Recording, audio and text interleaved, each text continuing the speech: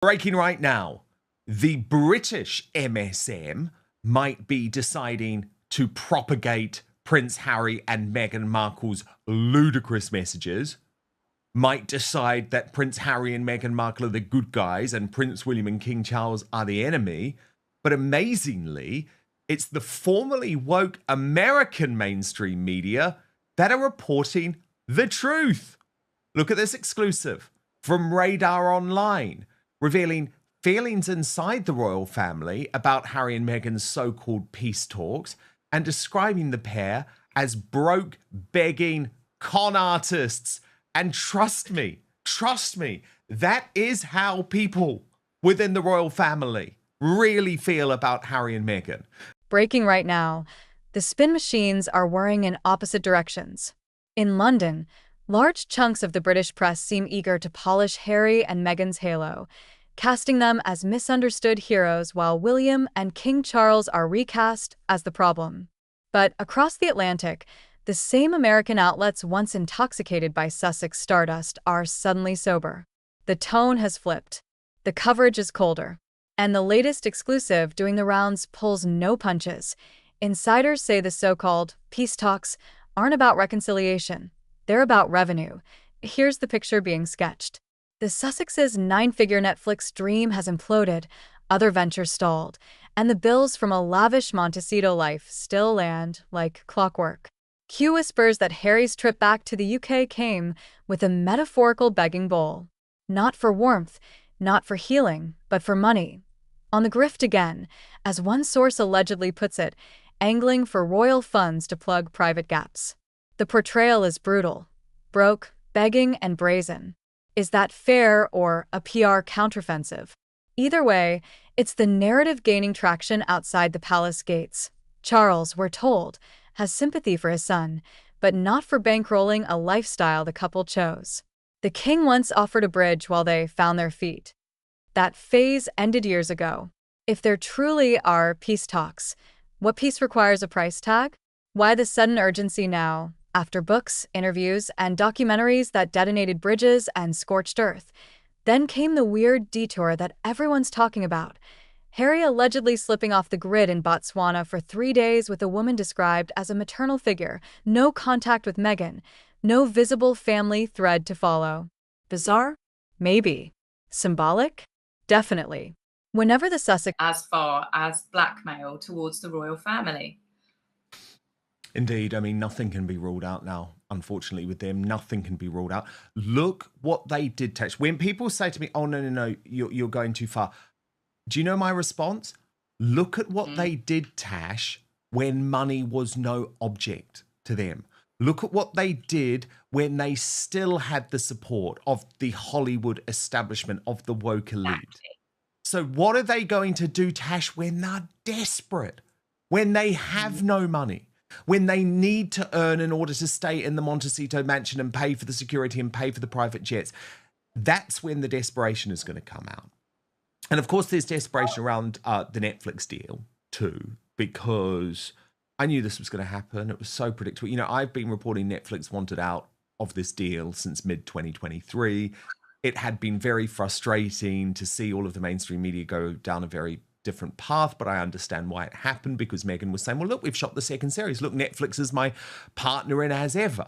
And I was always warning, even back then, look, she's going to try and get out of this by saying, oh, no, there's a new deal to be done and it's a first look deal. And, you know, just the economies of the industry have changed. And of course, Tash, this week, Charlotte Griffiths, the new Sussex propagandist who did put that out there. So this was her spin delivered via GB News. Right from the start, Dan says hit a rough patch in the press or in their marriage. A familiar pattern tends to appear. Silence. Speculation. Then, like a clock striking noon, a glossy PR reset. Hand-holding on a red carpet, a cuddly photo op, a coordinated, more in love than ever moment. Is that love weathering storms, or a brand staging reunions on cue? The audience can spot a rerun, and hovering over it all is divorce chatter, fueled, this week, by news that Meghan's once closest friend, Jessica Mulroney, has split from her husband Ben, a pillar of Canadian high society and a rung on Meghan's ascent through elite circles. Their friendship famously fizzled after the BLM fallout, but the symbolism is loud. If the marriage that helped usher Meghan into Canada's upper tier has crumbled, what does Plan B look like for a duchess whose oxygen is access? Does she study the fallout as a template, a warning, or an opportunity? Critics go further. They argue Meghan's relationships often read like stepping stones, admiration until a better bridge appears. Her father felt it. Friends have felt it. If the pattern is true, Race was front and center. It was deeply educational. I learned a lot from that. I promise to continue to learn and listen on how I can use my privilege to elevate and support Black voices. Now, you would have thought, Tash, even though I think it's awful she felt she had to do that, you would have thought that Meghan Markle and people on the Black Lives Matter side of the argument would have been happy with that. But of course they weren't. She was completely and utterly ditched. But the fact that this relationship is over, this marriage is over, really significant in Meghan's world because, of course, Jessica Mulroney's husband, Ben, was the one in the high society, was the one connected to the Canadian elite. And so Meghan is, of course, going to be looking at what happens here and thinking, well, is this a game plan for me after my... it's less romance than ruthless networking. Charm, climb, cut, repeat. The more cynical even claim Meghan explored the market for a hypothetical divorce book, testing the waters for a payout before the plot exists. If that's real, what kind of marriage survives a spouse window shopping the tell-all aisle? Meanwhile, Harry keeps hinting he has enough explosive material for another book, maybe two. He says he found evidence so damaging during court cases that the public would be shocked. To some, that sounds like leverage masquerading as literary ambition. When bridges are strained and money is tight, secrets become currency. Is this reconciliation or a quiet shakedown? If the family wouldn't forgive one memoir, how do they brace for a sequel pitched like a financial lifeline? Back to Netflix, the giant that crowned their post-royal era. The glossy pitch was irresistible at first. Personal documentaries, prestige series, meaningful stories that make people feel. But deals demand delivery. One much-touted book adaptation, Meet Me at the Lake, soaked up millions in rights and sat. No director, no producer, no forward motion. Those numbers don't smile kindly on stalled passion projects. When the headlines finally screamed deal over, the Sussex camp floated the comforting phrase renegotiation, a first-look arrangement, and a cloud of NDAs. Translation: it's not dead, it's different. Maybe. But first-look deals often cost studios little and promise even less. If this is a face-saving pivot, the proof won't be in statements. It'll be in shows that actually air. And then there's Meghan's own Hollywood voiceover. The red carpet moment where she promised so many exciting things on the slate, announcements coming soon, big, beautiful, vague ideas about community and feeling. The announcements never came. The slate looked suspiciously blank. The audiences noticed. You can only promise mysterious projects for so long before mystery starts to sound like myth. The larger critique is sharper still, an endlessly rebranding personal empire built less on craft than on cameras.